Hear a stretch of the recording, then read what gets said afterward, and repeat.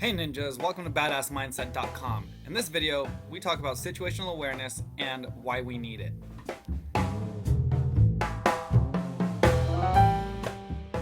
Have you ever been at the grocery store in the checkout line and the cashier tells you the cost of your groceries? You have alcohol but no ID. You want to write a check but don't have a pen. Are you prepared or are you flabbergasted? There are some people who take up to and sometimes more than 3 minutes to pay for their things before they're ready to go. Or how about being in an area with a lot of people and most of them are staring down at their phones or are deeply consumed by a specific piece of clothing or food? Something could be happening 20 feet away, or somebody they don't want to be approached by could be just a clothing rack away. Why is that? How does that happen? In most cases, they lack situational awareness. They're not thinking straight, they're not thinking ahead, and they're not in the moment. Straight up. Don't be that person that doesn't know what time it is, what the weather is going to be, where the exits are, or what's going on around you.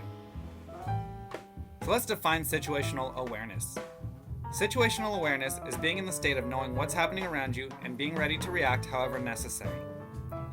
We should know this, situational awareness, because we all face many threats. How to create and nourish situational awareness. There's always a basic standard for what you're involved with. This is called a baseline. To create a baseline, you have to understand what's expected of people and the place in which you are attending. Other things to consider would include climate and terrain conditions, time of year and any customs, and/or possible threats, such as the likelihood of a robbery or a carjacking, an assault, drive-bys, etc. If you're at a library, people act one way, while if you're at a rock concert, the crowd, the people, the audience will be different. Create a baseline or a standard of what's normal in that particular situation. As the night or the weeks or the months go on, so does the adaptation of the baseline. When somebody acts not in accordance with those normalities, that's when the baseline is obstructed. Next, let's talk about the levels of awareness or readiness.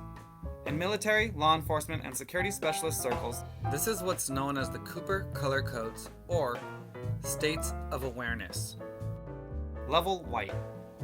If you are in level white, you are unaware and unengaged. You could be consumed by a telephone conversation, your smartphone, or be overtly drunk.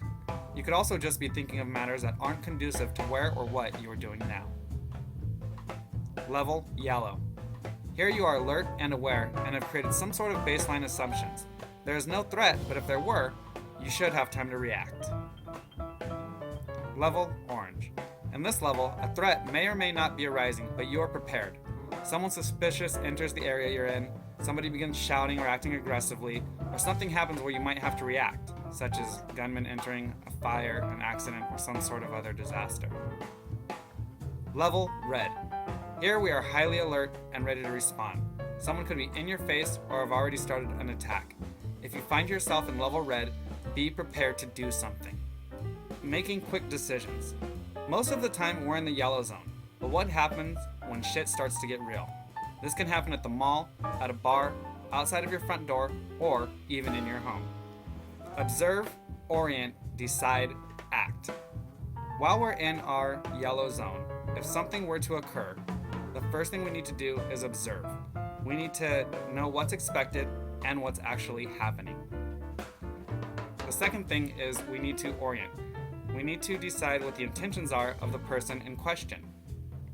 Number 3, we have to decide.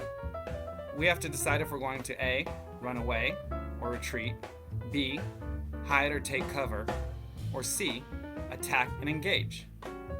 And number 4, we have to act. We have to do it. So aside from being aware of our surroundings, conditions, and situation, we need to have the skills to react. So that's it for this video, guys. In order to get those skills to know how to react accordingly, be sure to subscribe, hit that like button, and we will see you again real soon. Thanks for watching. Arrivederci.